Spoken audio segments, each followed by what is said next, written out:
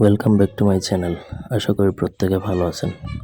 আজকে আমি আপনাদেরকে গোল্ডেন মাখরাজ কিতাব থেকে মহব্বত পয়দা করানোর একটা নকশা দিব। খুবই খতরনাক লেভেলের। এটা মহব্বত সৃষ্টি, যে কাউকে মহব্বতে পাগল করে ফেলতে পারবে।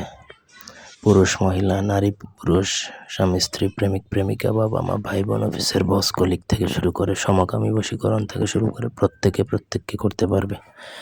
এটা মানুষ ভালো মন্দ উভয় ক্ষেত্রেই প্রয়োগ করা যায়।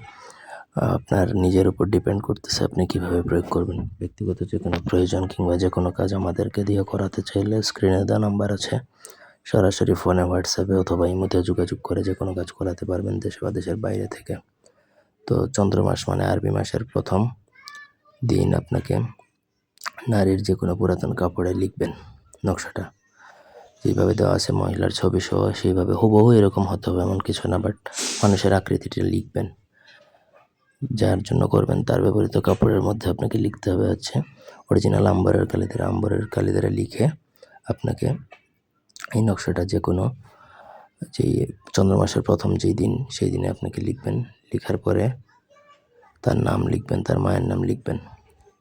এরপরে আপনাকে সেই নকশাটা যে কোনো শরবতের মধ্যে ডুবিয়ে কোনোভাবে যদি উদ্দিষ্ট ব্যক্তিকে বা যাকে করবেন তাকে খাইয়ে দিতে পারেন, তাহলে কিন্তু সে সম্পূর্ণরূপে আপনার নিয়ন্ত্রণ বা আপনার বশীভূত হয়ে যাবে।